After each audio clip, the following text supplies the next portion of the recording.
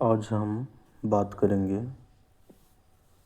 10 महत्वपूर्ण जीके। पहला प्रश्न है, भारतीय संविधान के किस भाग में संघीय न्यायपालिका का उल्लेख है? इसका सही जवाब होगा ऑप्शन डी यानी भाग 5 में। बाकी ऑप्शन का डिस्कशन कर लेते हैं।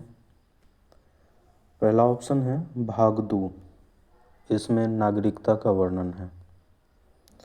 दूसरा ऑप्शन है भाग 3, इसमें मौलिक अधिकार का वर्णन है। तीसरा ऑप्शन है भाग 4, इसमें राज्य के नीति निर्देशक तत्वों का वर्णन है।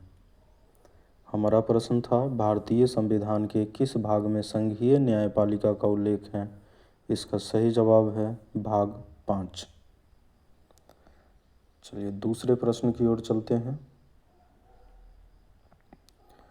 दूसरा प्रश्न है, वर्तमान में सर्वोच्च न्यायालय में मुख्य न्यायाधीश के अतिरिक्त कितने न्यायाधीश का प्रावधान किया गया है?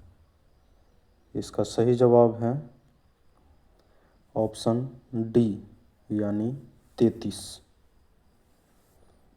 चलिए अगले प्रश्न की ओर चलते हैं। प्रश्न संख्या 3 पर प्रश्न है, उच्चतम न्यायालय को परामर्शदात्री बनाया गया है संविधान के किस अनुच्छेद के तहत? इसका सही जवाब है ऑप्शन सी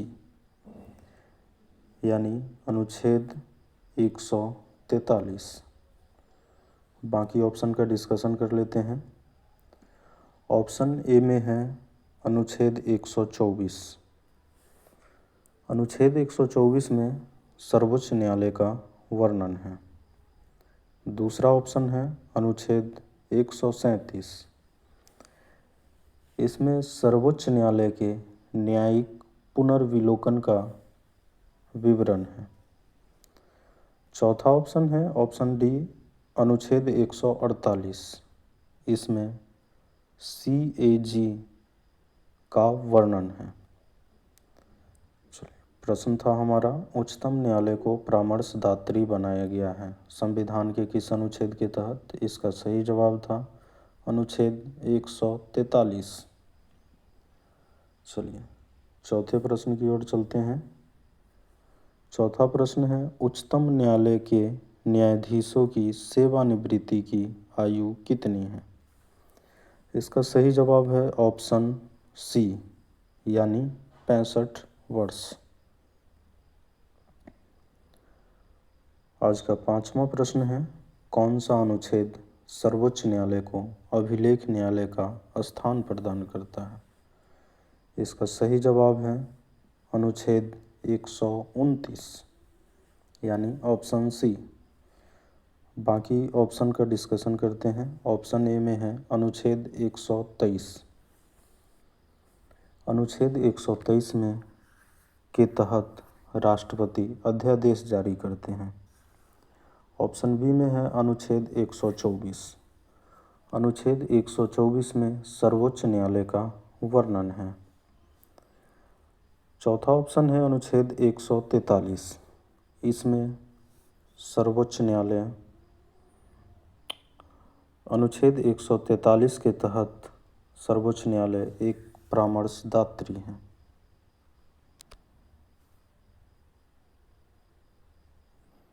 छठा प्रश्न है, छत्तीसगढ़ का उच्च न्यायालय कहाँ स्थित है? इसका सही जवाब है बिलासपुर।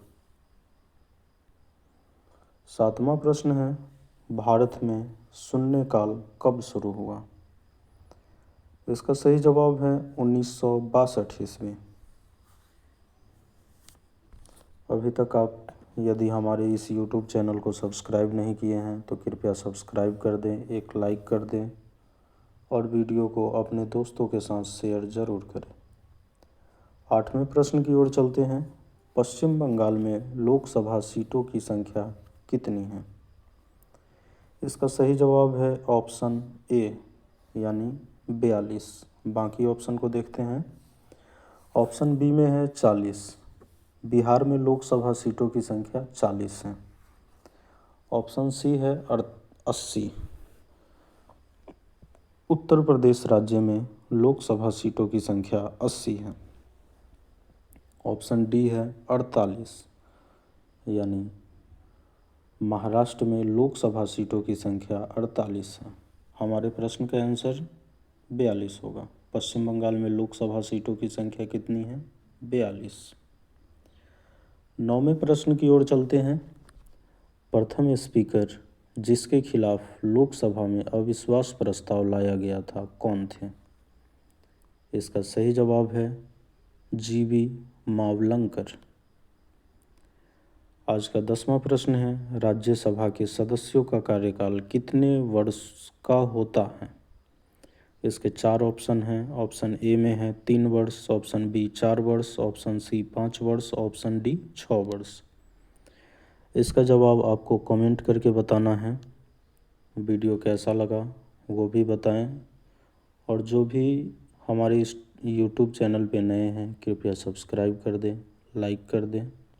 वीडियो पूरा देखने के लिए आपका बहुत बहुत धन्यवाद।